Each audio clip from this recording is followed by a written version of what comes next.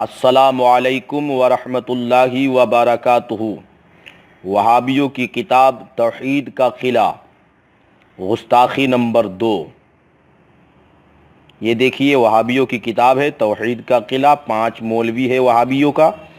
اس کتاب کے اندر ان مولویوں کا مضمون موجود ہے۔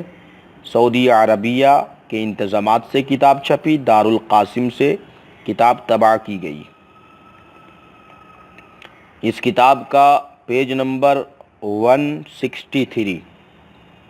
چنانچہ قبر میں مدفون نبی، دیکھیے رسول کریم صلی اللہ تعالی علیہ وسلم کا نام لکھا ہوا ہے، و نیک و صالح شخص کے لیے دعا و استغفار کی جائے گی۔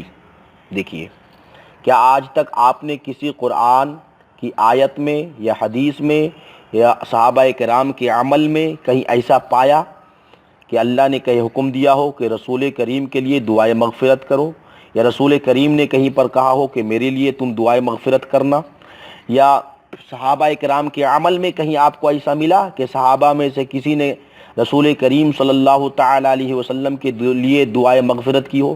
مگر وہابیوں کا گندہ عقیدہ دیکھیے، وہ کہتا ہے کہ نبی کے لیے بھی دعائے استغفار کی جائیں گی۔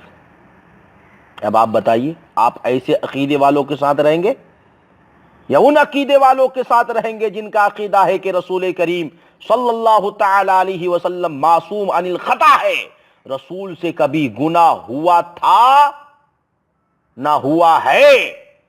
رسول کریم صلی اللہ تعالی علیہ وسلم تو معصوم ہے۔ ارے رسول کے لیے امتی دعائے مغفرت کرتا کیسے؟ ارے امتی کا تو عقیدہ یہ ہے کہ رسول کے وسیلے سے ہماری مغفرت ہوگی۔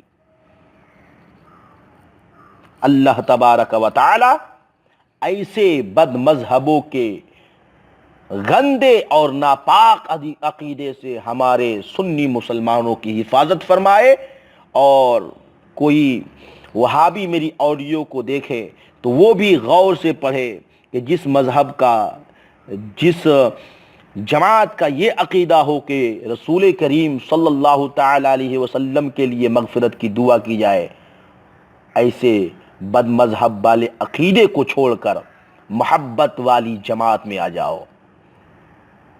السلام علیکم۔